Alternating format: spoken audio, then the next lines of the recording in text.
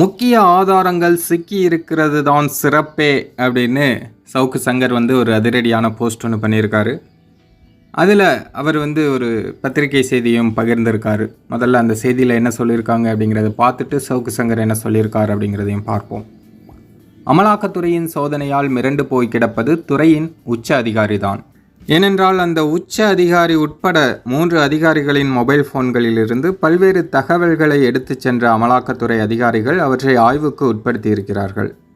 உச்ச அதிகாரியிடமிருந்து எடுத்துச் செல்லப்பட்ட தகவல்களிலிருந்து விவகாரமான 5 டாக்குமெண்ட்டுகள் சிக்கி இருக்கின்றனவாம். சில மதுபான ஆலை பிரமுகர்களிடம் அவர் பகிர்ந்த தகவல்களையும் தோண்டி எடுத்திருக்கிறது அமலாக்கத்துறை. விரைவிலேயே அந்த உச்ச அதிகாரியிடம் விசாரணை நடத்த திட்டமிட்டிருக்கும் அமலாக்கத்துறை அவருடைய போனிலிருந்து எடுக்கப்பட்ட அனைத்து முக்கிய ஆவணங்கள் குறித்தும் கேள்விகள் கேட்க தயாராகிறதாம். இதற்கிடையே அரசியல் நோக்கத்திற்காக தான் இந்த சோதனை நடந்திருக்கிறது என அமலாக்கத்துறையை சீண்டியிருக்கிறார் அமைச்சர் செந்தில் பாலாஜி. இதில் பெரிதாக ஜெர்க்காகி போயிருப்பவர் பீதியில் இருக்கும் அந்த உச்ச அதிகாரி தான். மேலே இருப்பவர்கள் சொன்னதைத்தானே நான் செய்தேன், இப்போது என்னை சிக்க வைத்து விளையாடுகிறார்களே என புலம்பி தீர்க்கிறாராம் அப்படின்னு அந்த செய்தியில் போட்டிருக்காங்க.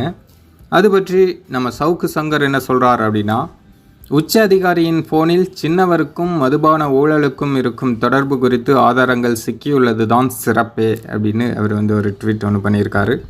இது பற்றி உங்களுடைய கருத்தை கமெண்ட்டில் சொல்லுங்கள்.